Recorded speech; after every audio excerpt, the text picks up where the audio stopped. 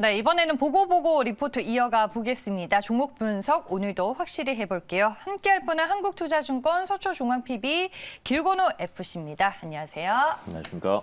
네, 오늘 어떤 섹터에 어떤 종목 얘기를 해주실지 궁금한데요. 저희가 리포트 보면서 자세한 얘기 들어보겠습니다. 보고 리포트 함께 보시죠. 밝아진 전망의 시장도 확대, 수소차 가자. 네, 종목은 상하프론테크, 네. 수소차를 좀 대표하는 종목이지 않을까 싶은데 최근에 좀 이쪽 섹터가 이슈가 많은 걸로 알고 있어요. 이슈가 많은데 대부분 악재라는 게 네. 조금 많은 것 같은데 사실은 악재도 있긴 했지만 그 안을 조금 더 자세히 들여다보면 그렇게 악재는 아니다라고 생각하시면 될 것 같고 그다음에 이제 정부에서 사실 뭐 전기차도 초반에 뭔가 자리를 잡고 뭔가를 할 때 보면 정부 지원이나 정책에 대한 효과를 볼 수밖에 없거든요. 근데 아마 올해부터 뭐 무공해 차에 대한 뭐 전환이 가속화된다라고 정부에서도 이제 얘기들을 많이 하고 있습니다. 뭐 다른 것보다도 뭐 제17차 혁신 성장 빅3 추진 회의 안에서 중점적으로 추진하고 있는 게 미래차, 시스템 반도체, 바이오 헬스 이 세 가지인데 최근에 개최한 회의에서 보면은 특히 이제 무공해 자동차, 저희가 이제 전기차, 수소차라고 하는 이 자동차에 대한 전환을 굉장히 빨리 만들겠다라고 해서 이제 집중 논의를 했거든요. 그래서 이에 대한 수혜를 보지 않을까라고 예상이 되고 있고 이 안에 내용을 보면은 어떤 게 있냐면 올해 전기차랑 수소차에 대한 뭐 보급을 늘리겠다라고 얘기를 했는데 기존의 전기차가 한 22만 대 정도인데 한 44만 대까지 거의 2배 가까이 늘린다라고 집중 계획을 가지고 있고 수소차 같은 경우에는 19,000대 정도인데 5만 4천 대로 한 2.8배 정도 늘리려고 이야기를 하고 있거든요. 그럼 이 안에서 분명히 할 수 있는 것들이 있고 항상 전기차 초반에도 많이 이렇게 판매를 늘릴 때 항상 걸림돌이 됐던 게 충전소입니다. 근데 이제 수소차 충전소가 현재까지 보면 140기 정도가 밖에 없는데 전국으로 한 올해 안에만 310기 정도, 2배 이상 늘리려고 이제 확충 계획을 잡고 있거든요.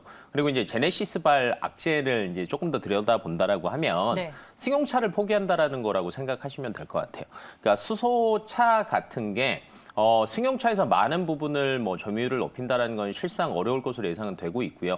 다만 트럭에서는 전기차보다 수소차가 유리한 것들이 굉장히 많거든요. 그래서 저희가 흔히 얘기하는 상용차라고 보시면 될 것 같은데 어느 정도 차이가 나냐면 충전 시간이 전기차 같은 경우에는 90분 정도 걸린다라고 합니다. 근데 이제 100% 완충이 아니라 80% 정도밖에 충전이 안 된다고 해요. 근데 수소차 같은 경우에는 8분에서 20분이면 완충이 됩니다. 그러니까 충전 시간도 대폭 줄어들고요. 그다음에 이제 차량 중량이라고 하잖아요. 상용차, 트럭 같은 경우에는 사실은 많은 물건들을 실을 수 있어야 되는데 전기차 같은 경우에는 15톤 정도밖에 못 실는데 수소차 같은 경우는 19톤 정도 실을 수 있어요. 그러니까 한 30% 정도는 더 실을 수 있다라는 거죠. 그래서 전기차를 뭐 이제 말 그대로 상용차로 바꾸는 것보다 수소차를 상용차로 바꾸는 게 여러 가지 비용적인 측면에서나 시간적인 측면에서 유리할 수밖에 없다라는 거죠. 그러니까 제네시스가 얘기한 거는 우리 승용차에도 조금 관심을 많이 가졌었는데 차라리 상용차에 집중하겠다. 이런 식으로 받아들이시는 게 저는 좋을 것으로 예상이 되고 있고 그러면 이 중에서 왜 상하 프론테크를 했느냐?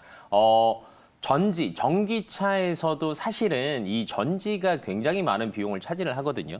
근데 수소차에서도 수소 연료 전지가 전체 수소차에서 들어가는 뭐 여러 가지 비용 중에서 거의 60% 가까이 차지한다라고 보시면 될 것 같아요. 근데 이제 이 안에 굉장히 여러 가지 부품들이 들어가고 소재들이 들어가는데 상하 프론테크 같은 경우에는 그 맨브레인이라고 있습니다.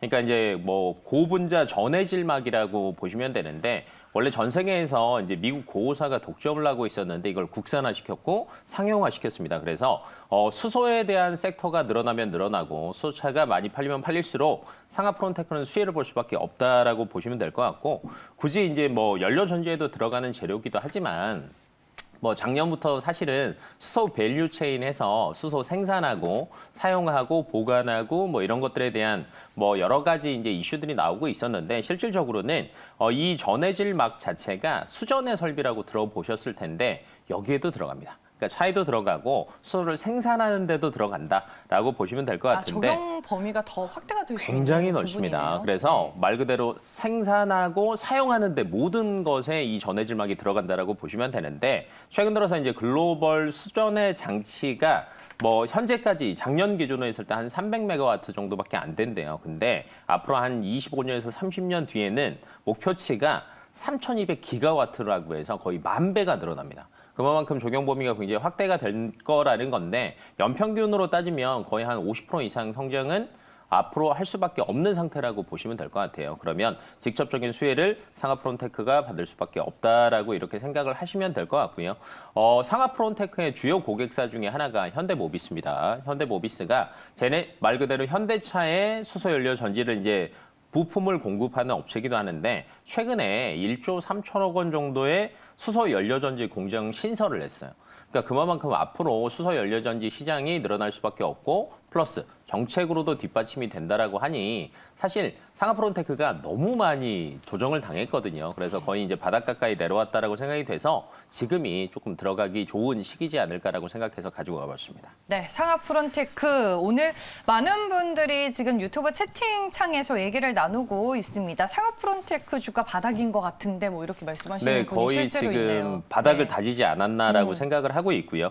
목표가는 이제 다만 너무 이제 전고점이 사실 올해 초에 굉장히 많이 올라가기는 했어요. 네. 그래서 그까지는 아니더라도 이제 78,000원대였는데 1차 한 65,000원대까지는 충분히 올라갈 수 있을 것이라고 예상이 되고 있고요. 다만 손절가는 한 46,000원 정도로 대응을 하신다라고 하면 괜찮지 않을까 싶습니다. 계단식으로 최근에 좀 많이 내려오긴 했네요. 맞습니다. 지금 구간이면 충분히 매수해볼 직하다라고 말씀을 해주셨고 목표 주가 일단은 65,000원으로 제시가 됐습니다. 수소하면은 대표되는 종목이 상하프론테크입니다. 글로벌 최대 수소차 시장의 주요 공급 업체로 상하프론테크가 또 참여를 하고 있고 고분자 전해질막에 대해서도 이제 처음에 맞아요. 얘기를 해주셨는데 지난해 연말쯤에 나온 유진투자증권 한병화연구원의 리포트를 보면은 이 가치를 또 2조 원 이상으로 판단하기도 하더라고요. 그러니까 여러분들이 투자 포인트들 잘 한번 공부해 보셔서 이 종목에 대해서 더 깊이 있게 연구해 보시길 바라겠습니다.